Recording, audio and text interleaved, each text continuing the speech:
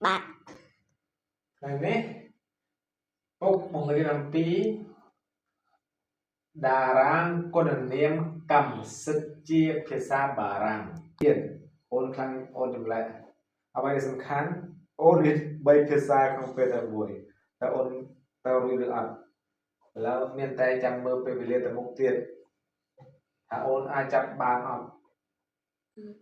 វាច្រើនពេកសម្រាប់អូនហើយអាកន្លងនេះប្រើភាពរំតំអស់ណាម៉ុងក៏ភេទប្រុសម៉ុងតុង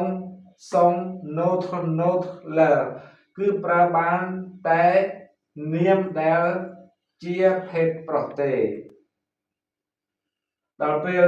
គុណនាមកម្មសិទ្ធិឯកវចនៈអក្សរសនឹងស្រីភេទស្រី F នឹង feminine ចឹង ma ta sa notre votre leur អ្វីដែលប្រែប្រួលគឺអានេះឧទាហរណ៍ប្រើជាមួយនឹងនាមភេទស្រីប្រើជាមួយនាមភេទស្រីប្រើជាមួយនាមភេទស្រីប្រើជាមួយនឹងភេទស្រីជួននេះឃើញជួននេះគុណនាមកម្មសិទ្ធិឯកវចនៈភេទស្រីអូខេបន្តច្រឡំគេថា mettez novo le ចឹងពាក្យថា me យើងអាចប្រើបានទូទៅទាំងភេទប្រុសទាំងភេទស្រីវាជាពហុវចនៈប្រថារបស់ចាប់ពី2ឡើងទៅទេយើងប្រើបានទាំងភេទប្រុសទាំងភេទស្រីឲ្យតែជាពហុវចនៈចាប់ពី2ឡើងទៅ C ដូចគ្នាវាយើងប្រើសម្រាប់ពហុវចនៈចាប់ពី2ឡើងទៅ No យើងប្រើពហុវចនៈចាប់ពី2ឡើងទៅមិនថាប្រុសថាស្រីទេឲ្យតែមិនថាភេទប្រុសមិនថាភេទស្រីទេឲ្យតែចាប់ពី2ឡើងទៅ Vo ក៏ដូចគ្នា Le ក៏ដូចគ្នាអូខេឥឡូវនេះត្រូវតែទន្ទិញឲ្យចាំពីកន្លងនីមួយៗដើម្បីឲ្យយើងចាំបានថាពេលដែលយើងប្រើជាមួយវត្ថុ je mon mamé tu ton tate il elle on sans ça c'est nous notre nous vous votre vos il elle leur mon ton son notre votre leur ma ta sa notre leur mettez nos vos leur អូខេឥឡូវនេះអូនយល់អូនដឹងអំពីការប្រើប្រាស់គុណនាមកម្មសិទ្ធិតាមភេទនីមួយៗបាទអូខេឥឡូវនេះដែលនេះអានឲ្យស្ដាប់ម្ដងទៀតដើម្បីបញ្ចប់បាទតារាងគុណនាមកម្មសិទ្ធិភាសាបារាំង les adjectifs possessifs anglais possessive adjective sujet anglais subject ខ្មែរប្រធាន je I ខ្ញុំ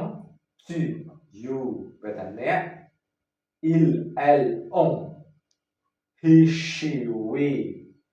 គាត់នាងយើង nous we ពួកយើង vous you អ្នកពាក្យគួរសមឬក៏អ្នកទាំងអស់គ្នា il elle il ប្រែថាពួកគេប៉ុន្តែជាភេទប្រុស elle ពួកគេដែលឬក៏ពួកនាងវាជាភេទស្រីអូខេចូលកន្លងទី2គឺកន្លងគុណនាមកម្មសិទ្ធិឯកវចនៈឯកវចនៈប្រែថាឯ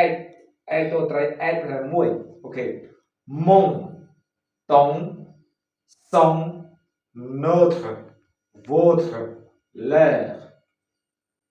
mon ប្រែថា my របស់ខ្ញុំ ton ប្រែថា your របស់អ្នក son ប្រែថា his ឬក៏ her he ប្រែថារបស់គាត់របស់នាង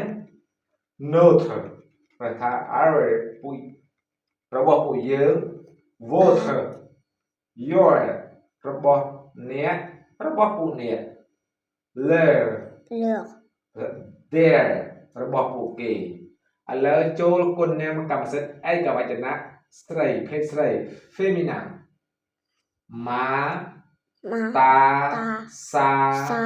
notre notre votre votre leur leur ប្រែដូចគ្នាដដែលឥឡូវកន្លងទី3គឺគុណនាមកម្មសិទ្ធិពាក្យហុវចនៈព្រឿកយ៉ែលចាប់ពី2ឡើងទៅគឺពាក្យហុវចនៈហើយច្រើនហើយគេហៅច្រើនហើយអញ្ចឹង me te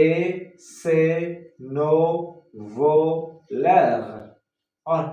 អញ្ចឹងយើងប្រែជាខ្មែរថារបស់ខ្ញុំរបស់អ្នករបស់គាត់របស់ពួកយើងរបស់អ្នកឬរបស់អ្នកទាំងអស់គ្នារបស់ពួកគេអូខេឥឡូវថ្ងៃនេះនិយាយបញ្យល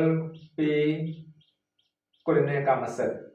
ដោយសារត្រូវតែដឹងមុននឹងយើងចូលតពីការប្រើប្រាស់អញ្ចឹងវីដេអូនេះចប់ត្រឹមហ្នឹងឯង